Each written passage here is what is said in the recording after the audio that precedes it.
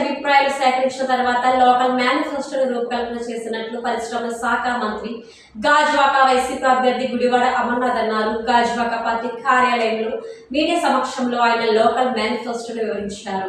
ఉగాది రోజున లోకల్ మేనిఫెస్టోకి సంబంధించి వెబ్సైట్ను లాంచ్ చేస్తామని, మేధావులు, ఉపాధ్యాయులు, రిటైర్డ్ అధికారులతో సమావేశమై గాజువాక అభివృద్ధికి లోకల్ మేనిఫెస్టో రూపకల్పన చేస్తామన్నారు. గాజువాక పారిశ్రామిక ప్రాంతంలో ఎన్నో పరిశ్రమలు ఉన్నాయని, దీని నుంచి యువతకు ఉపాధి అవకాశాలకి కృషి చేస్తానన్నారు. విజయవాడ పేరుతో యువతకు ఉపాధి, చిన్న తరహా పరిశ్రమలు ఏర్పాటుకు సహకారం అందిస్తామని చెప్పారు.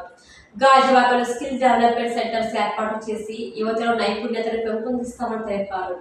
యారడా బీచ్ ను టూరిజం ప్రాంతంగా అభివృద్ధి చేస్తామని చెప్పారు. ఈ ప్రాంతంలో ఉన్నటువంటి సిటిజన్ సంఘటనల అభిప్రాయాలతో లోకల్ మేనిఫెస్టోని ఒకటి తయారు చేయాలని చెప్పి అందరూ కూడా నిర్ణయం తీసుకోవడం, అందులో భాగంగా తీసుకున్నటువంటి ఈ నిర్ణయంలో నాకు తెలిసి బహుశా ప్రపంచంలోనే అతిపెద్ద ప్రజాస్వామ్యం అని చెప్పుకునేటువంటి మనం ఉదాహరణకి గాజువాక నియోజకవర్గంలో 3,30,000 మంది ఓటర్స్ ఉన్నారు. ఈ 3,30,000 మంది ఓటర్స్ కి సంబంధించి రేపు ప్రజాప్రతినిధిగా ఎంపికైన తర్వాత వీరందరి తాలూకా అభిప్రాయాల్ని చట్టసభల్లో మాట్లాడాల్సినటువంటి బాధ్యత తీసుకునేటువంటి మనం వారందరి అభిప్రాయాల్ని మనం తెలుసుకున్నామా లేదా, వాళ్ళ అభిప్రాయాల మేరకు మనం రేపు మన బాధ్యతలు నిర్వర్తిస్తామా లేదా అనేటువంటి ఆలోచన వచ్చినప్పుడు అందరి తాలూకా అభిప్రాయాలతో ఒక స్థానిక మేనిఫెస్టోని తీసుకురావాలని చెప్పి ఒక నిర్ణయం తీసుకున్నటువంటి దాంట్లో భాగంగా ప్రజల చేత,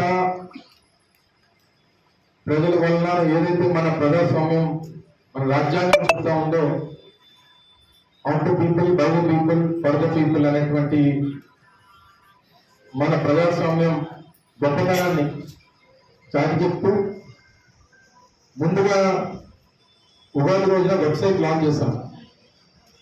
ఈ వెబ్సైట్ ద్వారా ప్రజల తాలూకా అభిప్రాయాల్ని, ఇండివిజువల్స్ తాలూకా ఆలోచనల్ని రానటువంటి కాలంలో గాజువాక నియోజకవర్గం ఏ రకంగా ఉండాలి అనేటువంటి అభిప్రాయాన్ని ప్రజలు అనుకుంటా ఉన్నారు. వాటన్నింటినీ కూడా తెలుసుకునేటువంటి దానికి లోకల్ మేనిఫెస్టోకి సంబంధించినటువంటి ఒక వెబ్సైట్ లాంచ్ చేయడం, తర్వాత సోషల్ మీడియాలో కూడా ప్రమోషన్స్ చేస్తాం.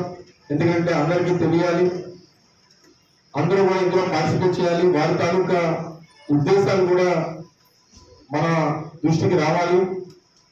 వీటన్నింటినీ కూడా క్రోడీకరించి మన మేనిఫెస్టో తీసుకురావాలని చెప్పి